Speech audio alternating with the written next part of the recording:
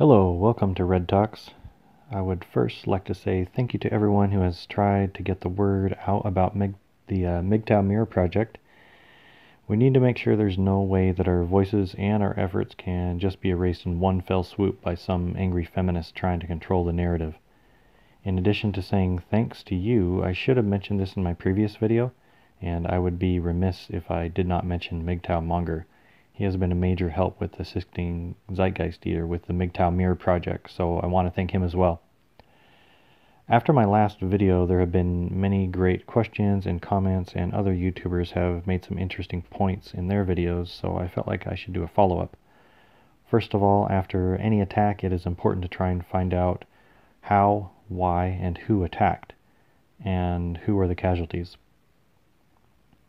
We all know the majority of channels with any MGTOW related content whatsoever have been demonetized. Even channels that have nothing to do overall with MGTOW but had a one-off MGTOW video have had all their videos demonetized. The IBMOR guys, the IBMOR, Introspective Black Men of Reform. Many of which that don't even use the MGTOW MGTOW for their videos or channel names. I've also reached out to several female YouTubers that have an occasional MGTOW video, and I asked if they were affected. So far, Ukrainian Lens does not monetize her videos in any way, so she was not affected. Sister Kate and Georgia Free have not been affected as of yet. Christio Misty was hit, and almost all of her videos were demonetized, and I have not heard back from a couple others. So far, we know who attacked us, but it is unknown exactly how. As far as why YouTube attacked us, it is most likely related to the CNN interview that was recently released. I would really like to figure out if YouTube set up an automatic filter for certain words like MGTOW or IBMOR, or if YouTube's SJW Censor Squad manually flagged MGTOW channels after discovering MGTOW from CNN. Some red pill channels that don't use MGTOW in their titles or name seem to be okay as of now. One thing I didn't mention in my last video is that many people asked, why didn't YouTube just shut us down? Why did YouTube only demonetize us? Well, I see it this way. By shutting us down, we simply pop back up with a new channel. It's not really a practical long-term strategy on YouTube's part. But by demonetizing us, that creates permanent lasting effects. Many newcomers might not want to create a channel. Some current YouTubers might quit due to not benefiting from their efforts, and some YouTubers might be forced to quit entirely because they rely on the income from YouTube. Stardust, or Thinking Ape as he is known, was demonetized a couple weeks ago and is facing a financial crisis. I would hope nobody would have to completely quit because of money reasons. Hopefully they could just reduce their output, though. And anybody that does quit just because they aren't getting any money was never really in this for the right reason anyway. This causing people to quit or become financially affected is just more of the divide and conquer strategy. You cut off the resources and people start falling off. This is primarily the reason that led to the Germans losing the World War II.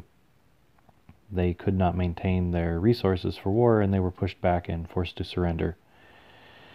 Anyway, now is the time to plan our next move, and we have several options. There have been many who have said we should have stayed quiet and not talked to the media. In no way would that have helped us. People keep bringing up that stupid saying from the blue pill movie disguised as red pill, Fight Club. And they keep saying that stupid line, don't talk about Fight Club and don't talk about MGTOW. Yes, in your personal life you might not want to tell your female boss you're MGTOW, or if you're in a college and your feminist teacher is a bitch, you probably should just go with the flow and pass the class with a respectable B and not get into anything with the teacher. Aside from that, I say fuck Fight Club. If somebody is telling you not to talk about something, that is censorship, control, and manipulation. That sounds an awful lot like what the feminists and what these leftist corporations and news outlets would want. Why should grown fucking men be afraid to say why we're pissed off and what's affecting us? That's got to be one of the most gynocentric lines of vaginal discharge I've ever heard come out of somebody's mouth. Many people are saying this simply because they are afraid they will get their channel shut down. The first rule of Fight Club isn't don't talk about Fight Club. The first rule is don't rely on YouTube as a sole source of income. I thought everyone knew that. Relying on YouTube as a source of income is no different than getting married. You can have the plug pulled on you at any point for no reason. MGTOW men are supposed to be good at avoiding risks, but I think we need some work here in this area. I'm surprised YouTube hasn't started charging money for uploading and hosting your videos. Oh, but we really shouldn't talk to the media, at least. They will just publish hit pieces on us. You know, they will do that with or without an interview. Why not at least show up to the fight and get your shots in while you can? Some people make it sound like this interview would have never happened if John didn't agree to it. Do people not know how the news works? First, somebody in the news group receives a tip or comes across something that might be interesting for a news story. Then the news researches it. Then they try to find people involved and they come up with questions and try to get interviews. CNN didn't find John and then work their way backwards and decide to run everything from there. They found MGTOW and we're going to have a story to publish with or without John and Jerry. There has already been several news stories about MGTOW. The Sun UK did a story that included Big John, Enlightened Kiwi, LFA, and True Grit back in June of this year, 2018.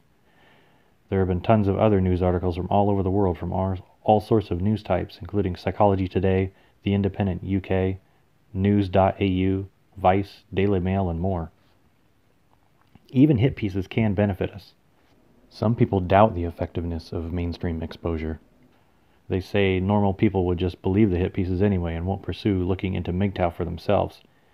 Well, Cassie J., who was a feminist and was researching rape culture, found Paul Elam in the men's rights movement. She is now an active participant in the men's rights activist group, and she ended up producing the Red Pill movie because of this discovery. So she went from one extreme to the other, all because of what she discovered.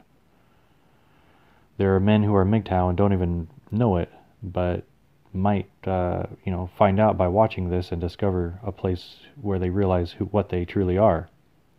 None of us found MGTOW by just looking it up in the phone book. We didn't know to go out and actively look for it. We felt pissed because of gynocentrism, or a divorce, or a cheating wife, and we searched for answers and found MGTOW. Or, perhaps MGTOW found us. Exposure even from the mainstream media can open up the MGTOW path for men and let women know we are not putting up with their shit anymore. I remember when I was a lot younger, more around my teenage years, where I discovered new music from hit pieces in the news. There would always be hit pieces about why punk rock was bad, or the grunge music in the 90s was bad, and there were these hit pieces on it saying how it was bad for the kids and the music needed to be controlled and shouldn't be on the radio and things like that. But I would watch these hit pieces and I would say, oh, that's cool, I'm going to check out these new bands, and I found new music that I like that way. So people can consume and watch these shitty smearing hit pieces and then have positive results. So what's the next step? I think we should do more interviews, but we need to try and not be wasteful or careless with them. We need to try to ensure we get to fully record the whole interview for ourselves, and that we get the rights to the copy of the interview. We can be more selective of who we speak to as well. NPR surprisingly has a lot of stories and interviews about controversial topics that are published in a very fair and balanced manner. We can also reach out to independent YouTube news outlets like Tommy Robinson or Gavin McInnes to see if they will let us tell our story. I believe it might be a good time for MGTOW to produce a statement where we can all agree on a declaration of who we are and what we stand for. Maybe the official statement can be posted on MGTOW.com. I think we should spread to other video websites as well. Just like guerrilla warfare, it's better to be all over the place rather than have everybody here at YouTube. One of the many MGTOW rules of MGTOW, quote unquote, I hear, is that MGTOW is not centralized, but here we are, 99% of us, 99% of the time, all on YouTube. We are basically sitting behind enemy lines inside an enemy radio station, and we are using the enemy's radio frequency to to broadcast our message. This is just like the Allied forces storming the beach of Normandy and stumbling into a Nazi radio station and just hanging out inside and communicating over their network. This is less than smart. We should be on every video site possible. Another thing I think we should do is be more active. For those that love to quote Fight Club, this might be where you come in. MGTOW should go make some noise, go to a wedding expo and stand out in front with signs about divorce rape and childless fathers. Hand out MGTOW information to any men you see there.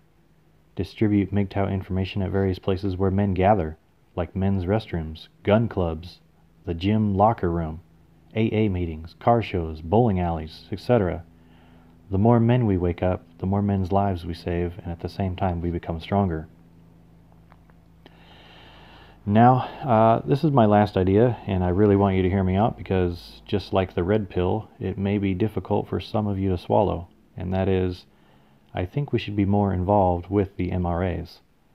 I have no idea why MGTOW gives the MRAs so much shit when the MRAs are the only ones that are actually fighting against the shit that MGTOW complains about.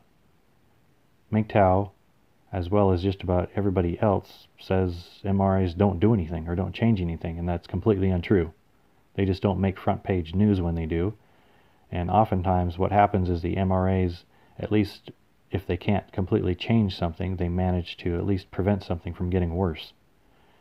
You can still be MGTOW and try to make changes so men's lives can be improved. We are fighting the same enemy, but we are like different branches of the military. MGTOW is more like the Navy. MGTOW sails out on its own, is quiet, and sometimes even under the water. MRAs are more like the soldiers fighting on the front lines, and they are fighting an uphill battle and can use our support. Just imagine the huge boost to our numbers and resources if we join together. Can you dig it? Can you dig it? Can you dig it? MGTOW is great for the individual man, but I feel it should be more than that. We should work to make all men's lives better. MGTOW is about freedom, but for many men, MGTOW is not a choice made by their own free will. Yes, many men naturally choose to go their own way, but most men do want to pair bond. Most men do want to have children and have a stable, healthy relationship and sex life. But for many men, MGTOW is a forced choice, and it shouldn't be. Men should be able to choose whatever path they want to take without facing undue risks and without being forced to make decisions based off those risks. Italy just proposed a law to end child support and make it illegal for parents to talk bad about the parent in order to vilify them to the child. And I recently heard from somebody that in Germany that marriage laws are way more equal for men and women. This is very encouraging.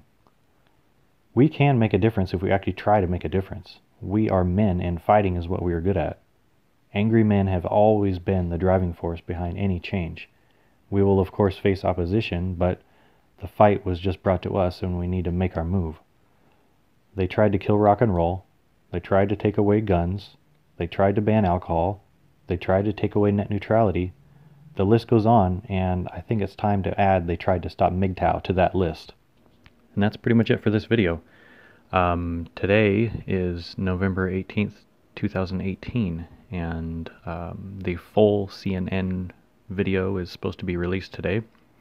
And also tomorrow, I don't know if this is coincidence, is International Men's Day. So I hope everybody out there has a great International Men's Day. Go out and do something cool, do something you enjoy, and try to make the world a better place for men. As with that, I would like to close with the MGTOW music that I play at the end of every one of my MGTOW videos.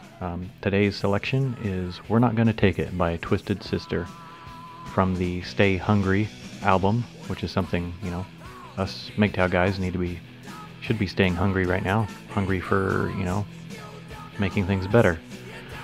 But anyway, released on the Stay Hungry album in 1984.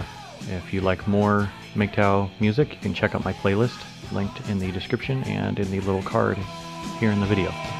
Enjoy.